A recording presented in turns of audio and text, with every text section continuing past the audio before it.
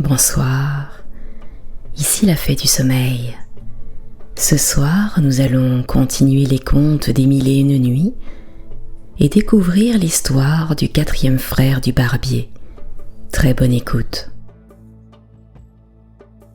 Alcouz était le nom de mon 4e frère. Il devint borgne à l'occasion que j'aurai l'honneur de dire à votre majesté. Il était boucher de profession. Il avait un talent particulier pour élever et dresser des béliers à se battre, et par ce moyen, il s'était acquis la connaissance et l'amitié des principaux seigneurs, qui se plaisaient à voir ces sortes de combats et qui ont pour cet effet des béliers chez eux. Il était d'ailleurs fort achalandé. Il y avait toujours dans sa boutique la plus belle viande qu'il y eût à la boucherie, parce qu'il était fort riche et qu'il n'épargnait rien pour avoir la meilleure. Un jour, qu'il était dans sa boutique, un vieillard qui avait une longue barbe blanche vint acheter 6 livres de viande, lui en donna l'argent et s'en alla. Mon frère trouva cet argent si beau, si blanc et si bien monnayé qu'il le mit à part dans un coffre dans un endroit séparé. Le même vieillard ne manqua pas, durant 5 mois, de venir prendre chaque jour la même quantité de viande et de la payer en pareille monnaie, que mon frère continua de mettre à part. Au bout des 5 mois, Alcouz, voulant acheter une quantité de moutons et les payer en cette belle monnaie, ouvrit le coffre. Mais au lieu de la trouver, il fut dans un étonnement extrême de ne voir que des feuilles coupées en rond à la place où il l'avait mise.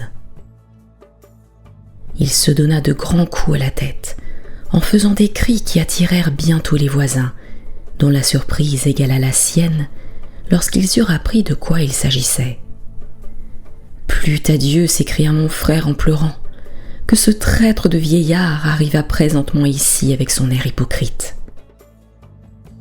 Il n'eut pas plus tôt achevé ces paroles qu'il le vit venir de loin. Il courut au-devant de lui avec précipitation et, mettant la main sur lui, « Musulman !» s'écria-t-il de toute sa force, « à l'aide ! Écoutez la friponnerie que ce méchant homme m'a faite. » En même temps, il raconta à une assez grande foule de peuple qui s'était assemblée autour de lui ce qu'il avait déjà conté à ses voisins. Lorsqu'il eut achevé, le vieillard, sans s'émouvoir, lui dit froidement « Vous feriez bien fort de me laisser aller et de réparer par cette action l'affront que vous me faites devant tout le monde, de crainte que je ne vous en fasse un plus sanglant dont je serai fâché. » « Eh, qu'avez-vous à dire contre moi ?» lui répliqua mon frère. « Je suis un honnête homme dans ma profession, et je ne vous crains pas. »« Vous voulez donc que je le publie ?» reprit le vieillard du même ton.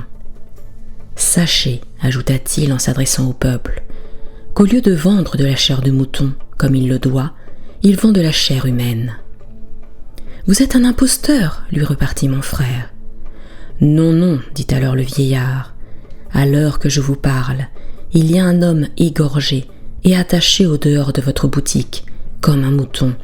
Qu'on y aille, et l'on verra si je dis la vérité. » Avant que d'ouvrir le coffre où étaient les feuilles, mon frère avait eu un mouton ce jour-là, l'avait accommodé et exposé hors de sa boutique selon sa coutume. Il protesta que ce que disait le vieillard était faux, mais malgré ses protestations, la populace crédule, se laissant prévenir contre un homme accusé d'un fait si atroce, voulut en être éclaircie sur le champ. Elle obligea mon frère à lâcher le vieillard, s'assura de lui-même et courut en fureur jusqu'à sa boutique, où elle vit l'homme égorgé et attaché, comme l'accusateur l'avait dit. Car ce vieillard, qui était magicien, avait fasciné les yeux de tout le monde comme il les avait fascinés à mon frère, pour lui faire prendre pour de bon argent les feuilles qu'il lui avait données. À ce spectacle, un de ceux qui tenaient Alcouz lui dit en lui appliquant un grand coup de poing : « Comment, méchant homme, c'est donc ainsi que tu nous fais manger de la chair humaine ?» Et le vieillard, qui ne l'avait pas abandonné, lui en déchargea un autre dont il lui creva un œil. Toutes les personnes, même qui purent approcher de lui, ne l'épargnèrent pas. On ne se contenta pas de le maltraiter. On le conduisit devant le juge de police, à qui l'on présenta le prétendu cadavre, que l'on avait détaché et apporté pour servir de témoin contre l'accusé. « Seigneur, lui dit le vieillard magicien, vous voyez un homme qui est assez barbare pour massacrer les gens et qui vend leur chair pour de la viande de mouton. Le public attend que vous fassiez un châtiment exemplaire. » Le juge de police entendit mon frère avec patience, mais l'argent changé en feuilles lui parut si peu digne de foi qu'il traita mon frère d'imposteur, et s'en rapportant au témoignage de ses yeux, il lui fit donner 500 coups de bâton. Ensuite, l'ayant obligé de lui dire où était son argent, il lui enleva tout ce qu'il avait et le bannit à perpétuité. Après l'avoir exposé aux yeux de toute la ville, 3 jours de suite, monté sur un chameau. « Mais, sire, dit en cet endroit Scheherazade à Schahriar, la clarté du jour que je vois paraître m'impose silence. » Elle se tut, et la nuit suivante, elle continua d'entretenir le sultan des Indes dans ces termes. 175e nuit. Sire, le barbier poursuivit ainsi l'histoire d'Alcouz.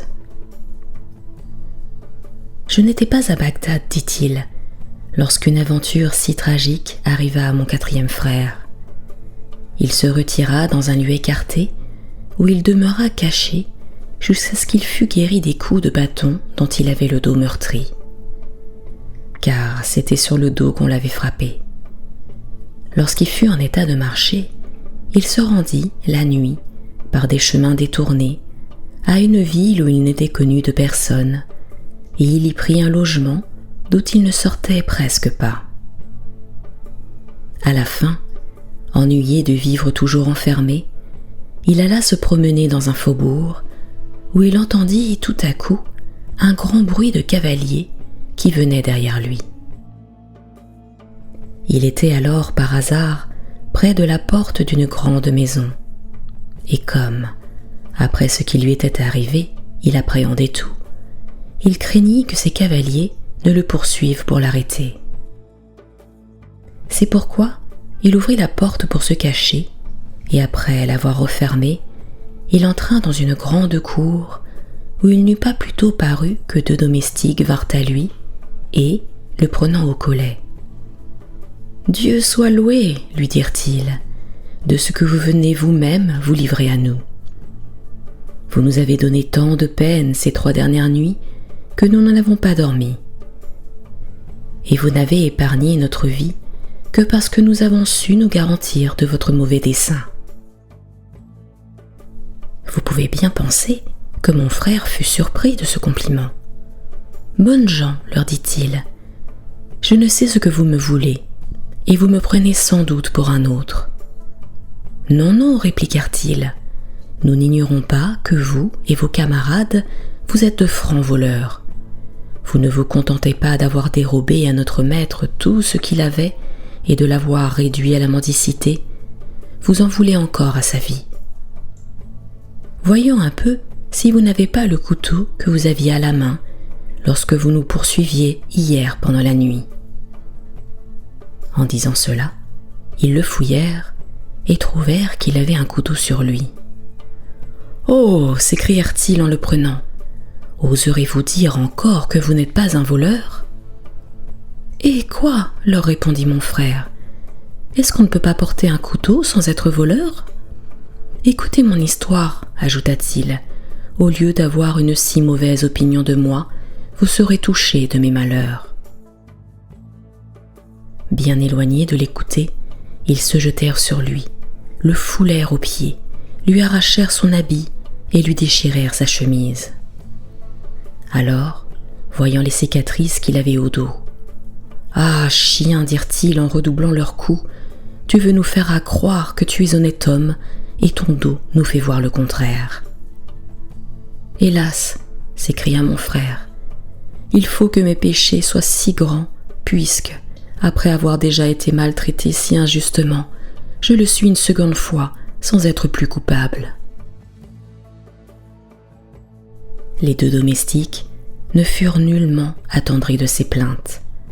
Ils le menèrent au juge de police qui lui dit « Par quelle hardiesse es-tu rentré chez eux pour les poursuivre le couteau à la main ?»« Seigneur, répondit le pauvre Alcouz, je suis l'homme du monde le plus innocent, et je suis perdu si vous ne me faites pas la grâce de m'écouter patiemment. Personne n'est plus digne de compassion que moi. » « Seigneur, interrompit alors un des domestiques, voulez-vous écouter un voleur qui entre dans les maisons pour piller et assassiner les gens ? Si vous refusez de nous croire, vous n'avez qu'à regarder son dos. » En parlant ainsi, il découvrit le dos de mon frère et le fit remarquer au juge qui, sans autre information, commanda sur-le-champ qu'on lui donna 100 coups de nerf de bœuf sur les épaules. Et ensuite, il le fit promener par la ville sur un chameau et crier devant lui « Voilà de quelle manière on châtie ceux qui entrent par la force dans les maisons. » Cette promenade achevée, on le mit hors de la ville, avec défense d'y rentrer jamais. Quelques personnes qui le rencontrèrent après cette seconde disgrâce m'avertirent du lieu où il était. J'allai l'y trouver et le ramenai à Bagdad secrètement, où je l'assistais de tout mon petit pouvoir. Le calife Mostanser Billah, poursuivit le barbier, ne rit pas tant de cette histoire que des autres. Il eut la bonté de plaindre le malheureux Alcouz. Il voulut encore me faire donner quelque chose et me renvoyer, mais sans donner le temps d'exécuter son ordre, je repris la parole et lui dis « Mon souverain, seigneur et maître, vous voyez bien que je parle peu, et, puisque votre majesté m'a fait la grâce de m'écouter jusqu'ici, quelle est la bonté de vouloir encore attendre les aventures de mes deux autres frères? J'espère qu'elles ne vous divertiront pas moins que les précédentes. Vous en pourrez faire une histoire complète qui ne sera pas indigne de votre bibliothèque. J'aurai donc l'honneur de vous dire que mon 5e frère se nommait Al-Nashar. Mais je m'aperçois qu'il est jour, dit en cet endroit Scheherazade. Elle garda le silence et reprit ainsi son discours la nuit suivante. 176e nuit. Sire, le barbier continua de parler dans ces termes. C'était la fée du sommeil. Je vous retrouve très prochainement pour la suite de ce conte et pour découvrir l'histoire du 5e frère du barbier. À très bientôt.